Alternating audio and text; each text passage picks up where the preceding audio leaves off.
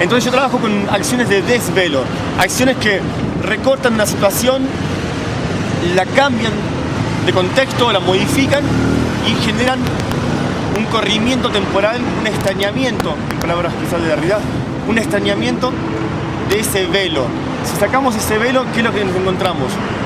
Nos encontramos desvelados. Pero no se puede vivir en desvelo, planteaba el psicoanálisis. Porque si yo como un bife, un bistec delicioso, es un velo. El desvelo sería, estoy desgarrando carne muerta de un ser que estaba vivo. Es un desvelo. Si yo estoy teniendo sexo y en la penetración, ya sea vaginal o coitonal, hombre o mujer, cualquier tipo de vínculo, en el velo va a ser placentero, en el desvelo es el rompimiento de tejidos y es el intercambio de fluidos. El desvelo evitaría que yo me excite. Como no se puede vivir todo el tiempo desvelado porque no comeríamos, no saldríamos a la calle, no haríamos nada. Necesitamos velarnos continuamente. Pero a mí me interesa entonces generar acciones de desvelo temporales para insertar la pregunta. Después vuelve a caer el velo. Que caiga, pero ya se insertó la pregunta, como un cáncer. Empieza uno a cuestionarse. Entonces yo, por ejemplo, a diferencia de acciones invisibles que se funden con el flujo cotidiano, a mí me interesa detener temporalmente ese flujo, frenarlo a través de una acción que descoloca. Pero, ¿cómo? ¿Cómo puede ser? En ese cómo puede ser ya está la pregunta. Pero yo no doy respuestas, yo nunca hablo en las acciones. Porque si yo hablara, me encontraría con una paradoja. Estoy pidiendo desvelos, pero estoy velando con una nueva respuesta.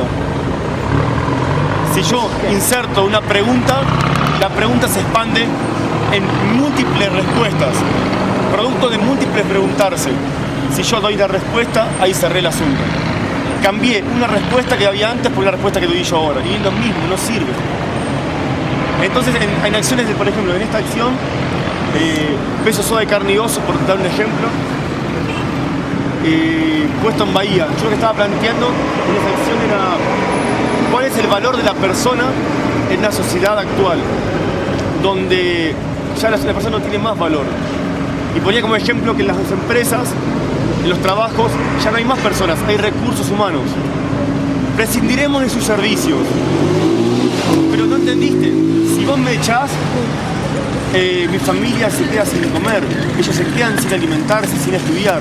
Ustedes no prescinden de mis servicios, ustedes están condenando a mi familia. Pero prescindimos de sus servicios. Recursos humanos. Prostitución. Pero si no es nada, ella está trabajando, tiene que trabajar de algo. Yo le estoy pagando. ¿Por qué estoy pagando? ¿Por alquilarle su vagina, su pene? ¿Qué es un objeto? Sí, es un objeto mercantilizado. Es una mercancía. En la época de la colonia en Brasil, los esclavos eran propiedad de los dueños. Ellos podían decir que el próximo hijo de mi esclava negra que nazca, te lo voy a regalar a vos como regalo de bodas. Así cuando crezca vos vas a tener un negrito de sirviente. Pero señor, es mi hijo el que van a hacer. No. Vos sos mi propiedad. Todo lo que sale de vos es mi propiedad.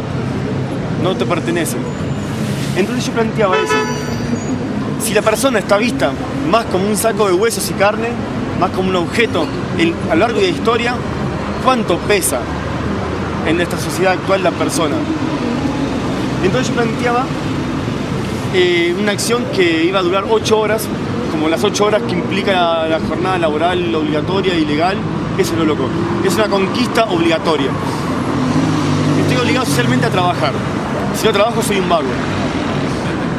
¿Verdad? Estoy obligado a pertenecer a un sistema, a una red que me exige un mínimo, con suerte, y encima tengo que agradecer que por favor no dejen trabajar 8 horas y no 15. Un mínimo de 8 horas, en esas 8 horas, ¿para qué? Para poder consumir lo que el sistema me está pidiendo que consuma y requerir más plata para seguir consumiendo. Es una red. En esa red yo planteaba ese juego de redes.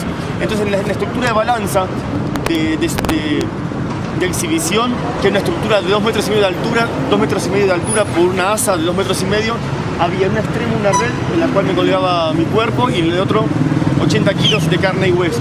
Estaba más gordito en esa época. Se equilibra. En equilibrio, claro.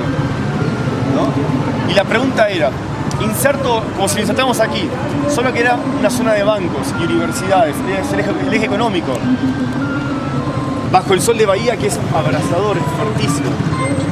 Mientras la gente siga caminando por la calle y la gente acepte que alguien se está muriendo bajo el sol, y la gente acepte que alguien se está perdiendo la libertad en una empresa, perdiendo la libertad sexual, mientras siga pasando todo eso, la carne se va pudriendo y el cuerpo se va dañando. Entonces la pregunta, y era eso, era un desvelo, era bueno, a ver, presentar una acción en la calle y ver qué pasaba. Lo peor que podía pasar era, no sé, algún daño físico, ¿no? Que me desmayara, que tuviera que venir en la ambulancia. Pero nunca pensé que fuera a pasar lo que terminó pasando. Como acción de desvelo, cuando no hay indicio que es una obra de arte, cuando no hay cámaras presentes, cuando no hay nadie a quien preguntar y que te dé respuestas, cuando tienen acción a no te dar respuestas, solo te queda a vos preguntarte. Y la gente empezaba a preguntar, ¿pero qué es esto? ¿Es una protesta? ¿Qué es esto? ¿Es un pago de una promesa? ¿Es un ritual? Contexto Bahía, los orillados, cultura afro-brasilera. Entonces salieron un montón de preguntas. Pero de pronto, cuando pasaron las horas y el cuerpo se me empezó a dañar por el sol, la gente dejó de preguntarse. Ya no necesitaba más preguntarse. Y empezaron a observar otra realidad. Que ese cuerpo, que no importaba por qué estaba ahí, estaba sufriendo.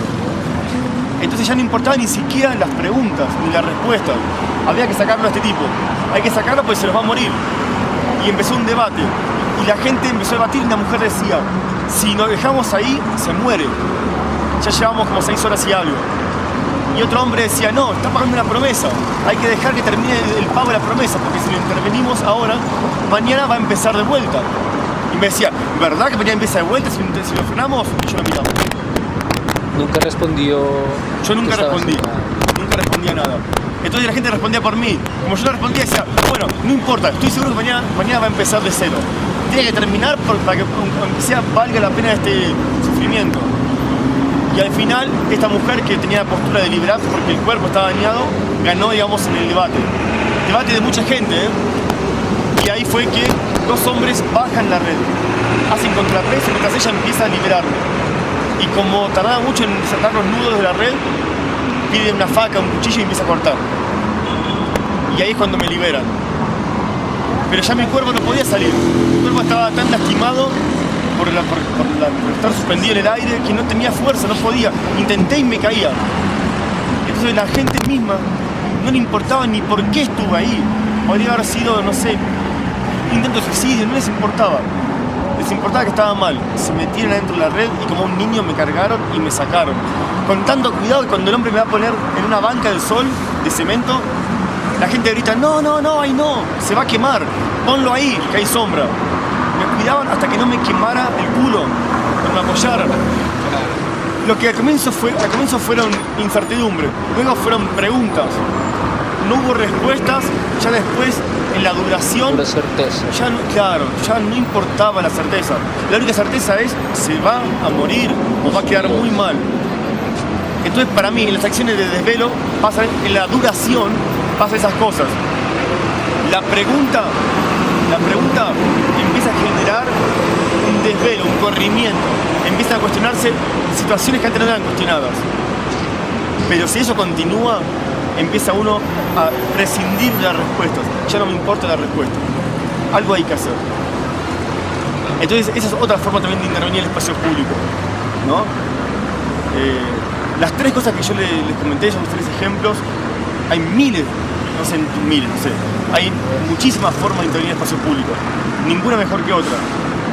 Solamente les comenté 3. Esas 3 que les comenté, se las comenté 3 porque pensé que eran como buenos ejemplos de formas distintas de trabajar en lo público.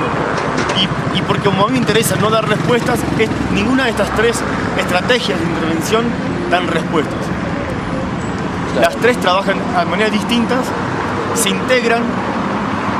metafóricamente deshacen lo hecho o producen desvelos, pero ninguna ofrece una respuesta, ofrecen preguntas.